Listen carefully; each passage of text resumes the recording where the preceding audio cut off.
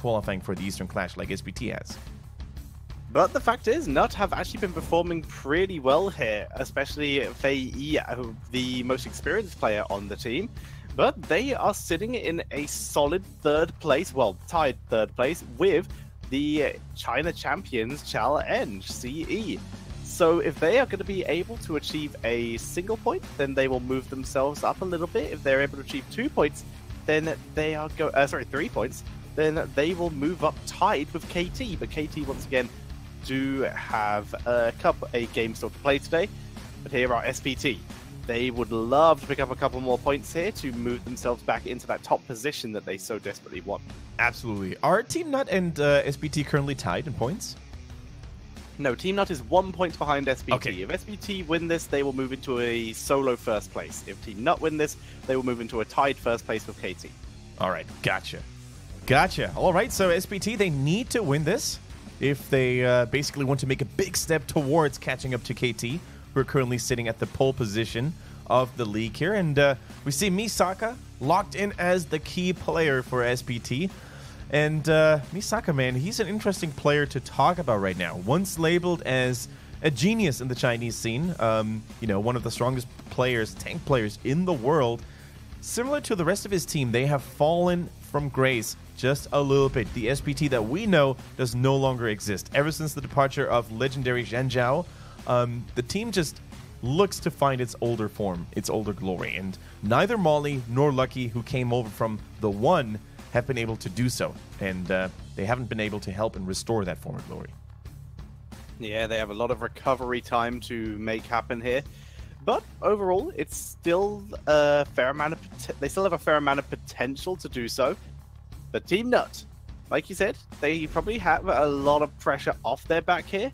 And as such, they are given first map choice and are taking us to Cursed Hollow, a map traditionally that SPT don't get forced to that often. Absolutely. So Cursed Hollow, we don't really see that map so often, as Tetris said. But I'm all the more happy that we're going to see it in this game because it was chosen by TeamNut. So TeamNut hopefully has something prepared for us here. We know that globals are very much a really good choice here in this battleground, similar to Sky Temple. We saw a lot of Dehaka plays. We have yet to see the first Falstead, I believe, right? We haven't seen a single Falstead. In China, traditionally, alongside Korea and the other Asian regions, they've been relying on that hero so much in 2017 and early 2018. I believe you are correct. Falstead has so far eluded the picks here. As we see a Malfurion becoming first pick. So far, nothing out of the ordinary, but this does leave Tracer available if TeamNut want to steal it away. Yeah, absolutely true. They could go for a Tracer to deny the potential value of Malfurion Tracer. Are they really going to do it? By the way, I just wanted to get rid of a public service announcement. We are going to have another episode of the HOTS Academy coming in after our fourth game of the day. So slightly after halftime, we're going to get to witness another episode, which makes me very happy. Also, someone just came up with the fact that it would be perfect if TeamNut were to play Illidan. Because you are not prepared. Oh boy. Chat meme game going strong, and I'm loving it. Always strong. It's always good. Alright, the unkillable, the invincible Deckard Cain once again being deployed. I guess it's safe to say that although Deckard Cain looks frail on the outside and he looks like an easy to take down target because of his lack of mobility, we've seen it repeatedly that, especially in the late game with his increased cooldown reduction and the increased armor, he is all but easy to kill. Indeed. Tracer managing to slip through though, so it's going to be a Malfurion Tracer comp. Dehaka only on the board. Might still be worth banning Tassadar. He's also pretty good for denying the tribute with those Psystorms from much longer range. Yeah. So up to this point, I gotta say, SPT got all the tools they wanted. They got every hero they wanted to execute their style here. I think Dehaka is a splendid soul laner on Cursed Hollow. We mentioned the benefits of having global heroes on this battleground already. And then, of course, you still have the trusted old best buddies forever. We've got Tracer and Mouth.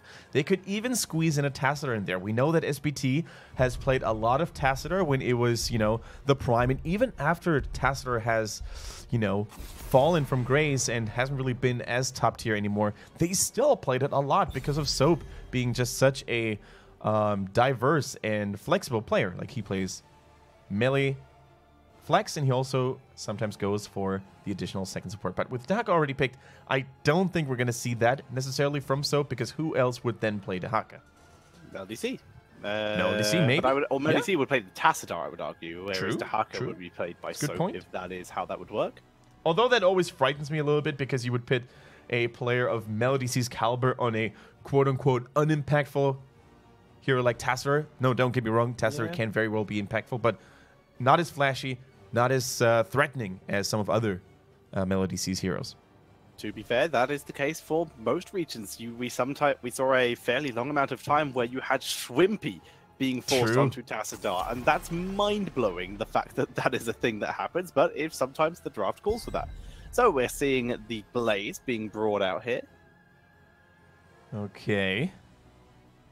Yeah, Blaze, of course. You know, I think the value of Blaze could be seen in last game, right? If you pick it in the right time, in the right team composition, then the bunker protection can be invaluable.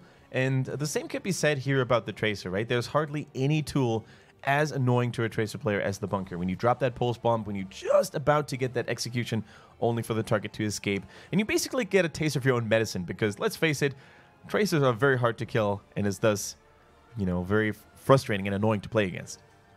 Yeah, so TeamNut needs some kind of lockdown right now, something to deal with the Tracer. And it's going to be a double tank. ETC is the solo laner here. I'm digging that. So that is giving them a fair amount of lockdown and also a decent little blind to help deal with that Tracer. So the last time we saw a double full tank frontline, if you will, because ETC is not your traditional bruiser, right? I think it was played by A Team, and it just didn't really work out for them. We had Fei Yi on that ETC, and I think it was also Johanna at his side, and they really lacked the damage potential. Although they have tons of CC, right? Tons of lockdown.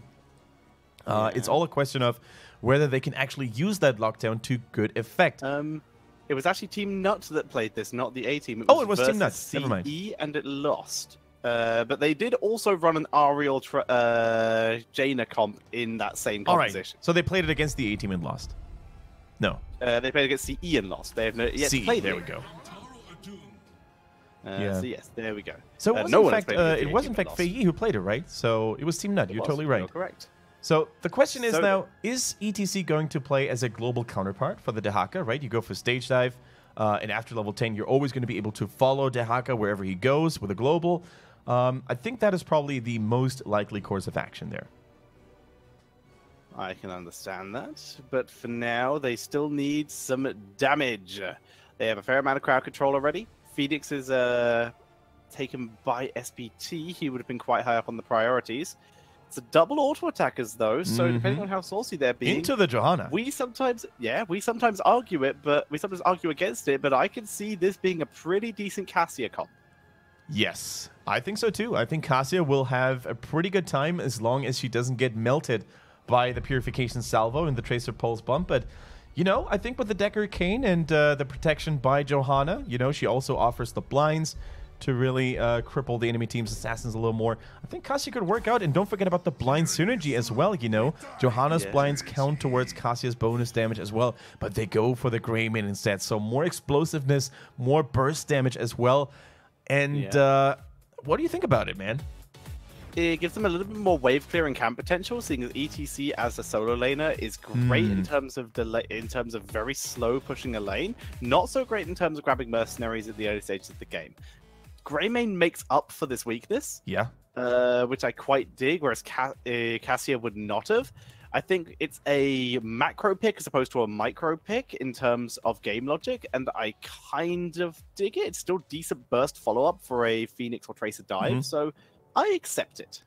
Thing is, Greymane, a lot of it comes down to how, you know, well-versed the Greymane player is, because if you get caught by a Murden, for example, you get slowed, you know, you get basically taken out very quickly because you're out of position, then a team fight can very much snowball out of control against your team, right? The Cassia, I think, would have been a little safer simply because she's more of a traditional ranged hero. Greymane likes to engage in melee range quite a bit. But on the flip side, you know, we've seen many cheeky tracers get punished by a sudden Greymane counterattack, right? With the go for the throat, the Worgen form clash. So I think it has what it takes to do it. And you brought up the mercenary point there as well.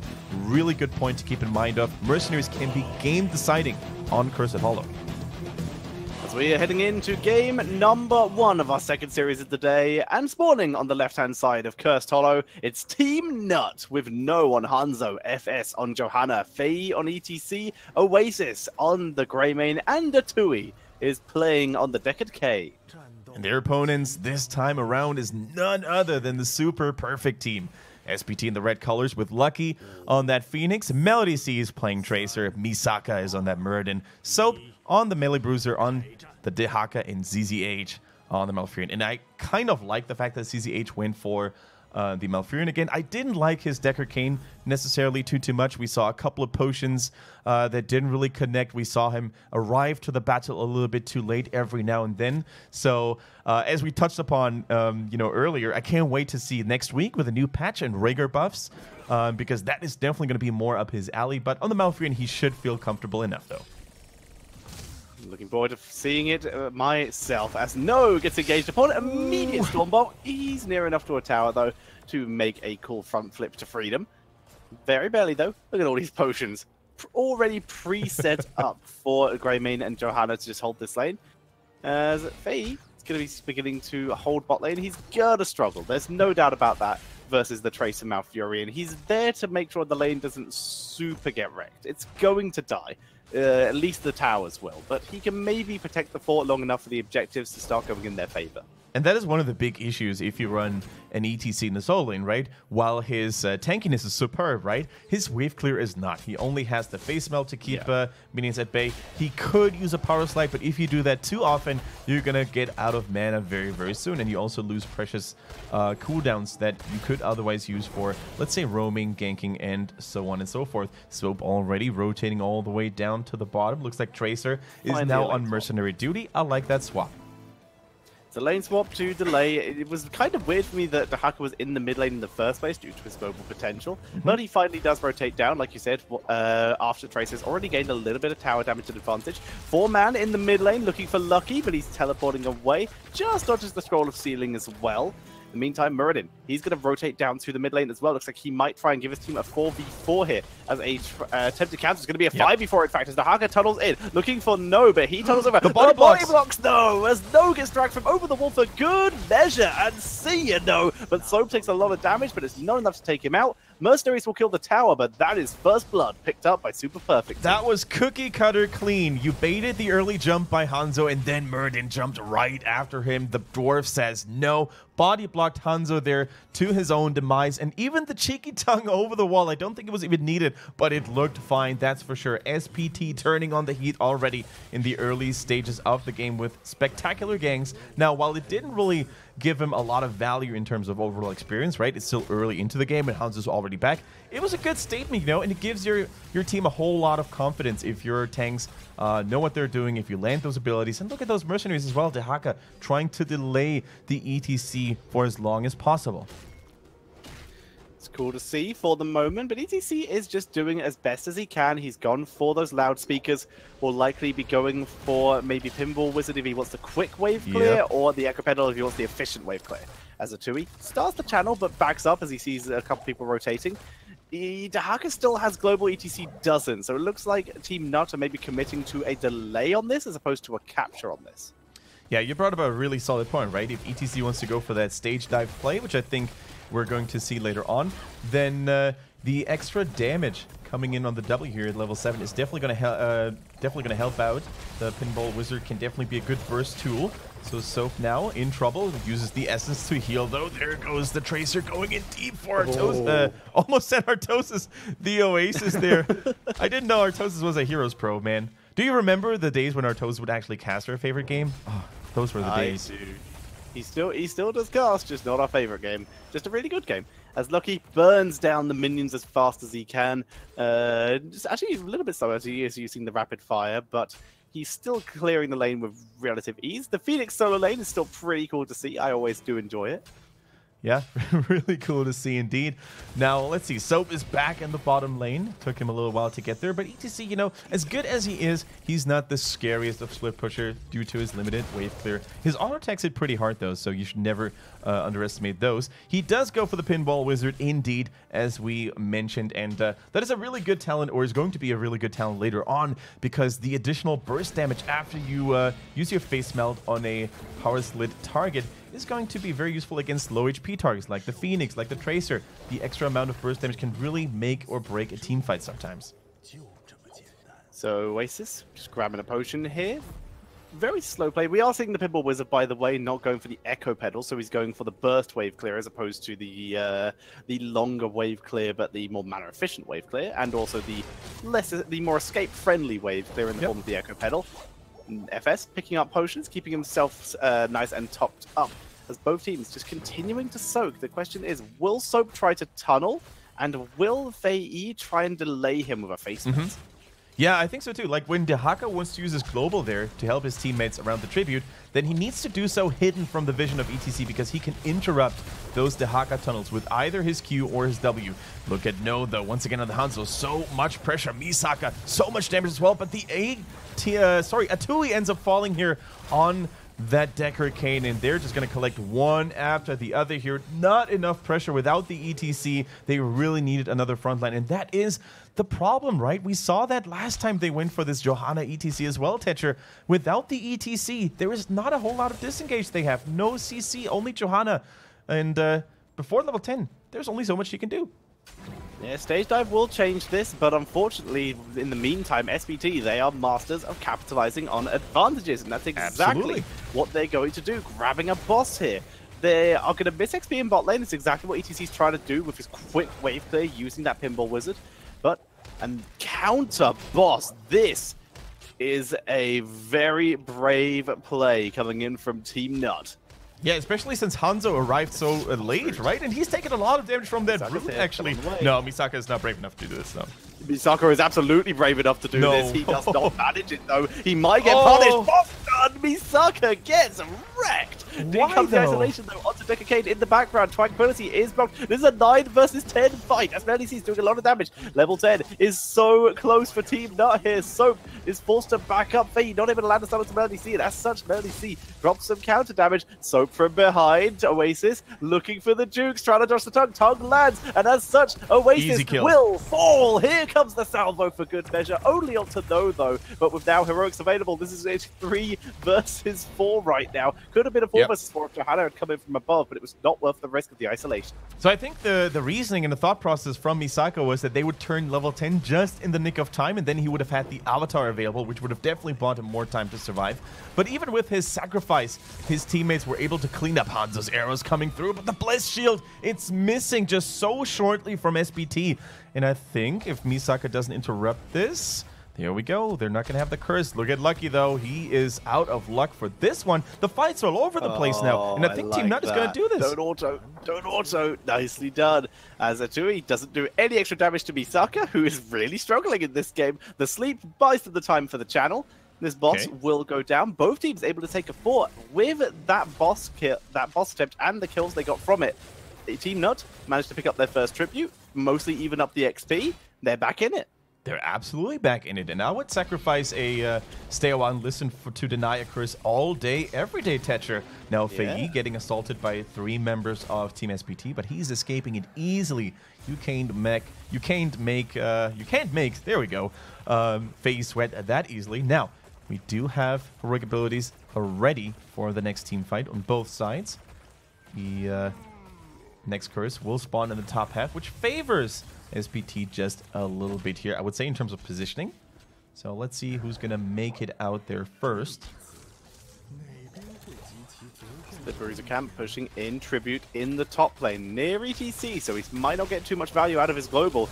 Nice stun by Misaka, trying to set up as Oasis drops some counter damage, trying to burn Misaka down, but with Tranquility drop very early. In comes Stage Dive from behind. Phoenix able to teleport to dodge it. This Dragon Arrow is missed. The beautiful sleep. In comes the Salvo there for the counter damage. ETC gets the power slide through. This might just end up being a disengage for TeamNut as it looked like an engage. As Misaka is dropped low, he can't dive any further, but FS is still taking a lot of damage. Melody goes super deep. Comes to go for the throw. It's not enough for the damage, but Melody picks up the kill on Hanzo. And that is the kill they were looking for. This should be the curse right here, right now. Not only did TeamNut lose one of their ranged assassins, but they also lost the longest range poker to maybe, interrupt the channel and prevent it from happening. Now FS needs to be careful. Even the tanky Johanna could fall victim here to the onslaught of SPT. But here goes the curse. Now, the top mercenary camp in favor of TeamNut is going to stall things out a little bit. But on the flip side, we see the Siege Giants for SPT already doing terrible, terrible damage to the bottom fort. And if they keep them alive, and if they keep them occupied here in the middle, then SPT is going to get a tremendous amount of building value. TeamNut are trying to get some defensive plays here. Isolation lands on ETC as he power slides through, gets himself trapped and blowed up. Yeah, Oasis almost falling here, but not enough damage to take the Greymane out to this point. Misaka has no chills. He shows no signs of respect whatsoever, diving past the gate, diving past the enemy team structures because the curse is online and the little wall piece there had already been destroyed. So that is the aggression that we want to see. This is the determination that a team like SPT needs to have in order to take those much desired 3 points from an opponent like TeamNut. SPT really capitalizing on their lead right now. The curse, only 5 seconds remaining. They're still going to try and race some damage onto this top keep as well. They've got a couple minions here pushed up, so they might even try and just grab the keep here. Minions going to take it out. Stage dive for the counter attempt. Teleportation is good from Lucky as ETC gets focused down again. The sleep is denied here by the wake up from Johanna, and it's a 4v5 again. 4 versus 5 indeed. Now it is no on the Hanzo, who's going to fall to Melody C once again. No, not brave enough this time around. Okay. Able to survive. That is going to allow them to keep this keep alive for the moment, but everyone's so low. Ways to take huge amount of damage. Bless Shield having to be burnt defensively here. So I'm not sure if you saw it too, Tetra, but I gotta give a lot of credit to Lucky on that Phoenix. Not only is he dishing out so much damage, but he escaped every single stage dive by using the teleport as an escape tool just in the nick of time. If he uses it a little too late, he's going to get interrupted by, let's say, a face melt or a power slide. But him consistently baiting Fei into those super deep engages, only to escape and be like, haha, I got you after all, is just so important for SPT.